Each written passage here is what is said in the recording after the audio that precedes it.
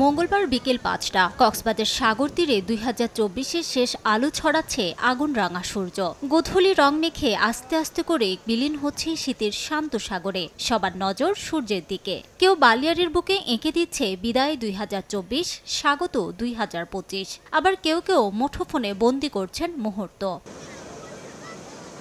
২০২৪ সালে শেষ সূর্যাস্ত দেখতে দেশি বিদেশি পর্যটকে মুখর হয়ে ওঠে সাগর তীর। তবে সূর্য ডুবে যাওয়ার সঙ্গে সঙ্গে প্রাপ্তি আর অপ্রাপ্তির হিসেব কষছেন অনেকেই। ২০২৫ সালটা যাতে আমাদের সুন্দরভাবে কাটে, এজন্য আমরা আনন্দের সাথে এই সমুদ্র সৈকতের মাঝে আমরা উদযাপন করতে আসছি। পুরনো স্মৃতি, গ্লানি, দুঃখ কষ্ট সব সাগরে জলাঞ্জলি দিয়ে আমরা নতুন বছরকে বরণ করে নেওয়ার জন্য এখানে এসেছি। বছরের শেষ দিনটি প্রিয়জনকে সাথে নিয়ে বেড়াতে এসে অনেক আনন্দ লাগছে। বাচ্চাদেরকে সাথে এনেছি। ২০২৪ সালে আমাদের অনেক কিছু নিয়ে গেছে, আবার অনেক কিছু পেয়েছি। আমরা নতুন একটা বাংলাদেশ পেয়েছি। 31st নাইটকে কেন্দ্র করে নেওয়া হয়েছে কয়েক স্তরের নিরাপত্তার বলয়। টহল পরিকল্পনা এবং সার্বিক যে নিরাপত্তা ব্যবস্থা, এটা আমাদের জন্য একটা নির্দেশনা রয়েছে। সেই নির্দেশনা মোতাবেক আমরা এই দুপুর থেকেই আমাদের যে রোবাস্ট পেট্রোল এটা আমরা চালু করেছি এবং শহরের বিভিন্ন পয়েন্টে আমরা তল্লাশি পরিচালনা করছি।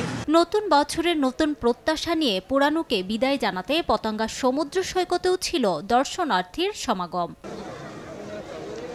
পটুয়াখালীর কুয়াকাটা সমুদ্র সৈকতে আনন্দে মাতেন হাজারো পর্যটক। পুরাণকে বিদায় জানিয়ে সুন্দর আগামীর প্রার্থনা ভ্রমণ পিপাসুদের। ২০২৫ সাল এর একটা আশা, সবাই যেন সুস্থ থাকে এবং ভালো থাকে। আল্লাহর রহমতে আগামী দিনগুলো ভালো যাবে আমাদের। লাল সূর্য নিজেকে সঁপে দেয় সাগরে। ২৪-এর বিদায়, ২৫-এর আগমনের বার্তায় সমুদ্র সৈকতের এমন মহনীয় ক্ষণের সাক্ষী হন হাজারো ভ্রমণ পিপাসু।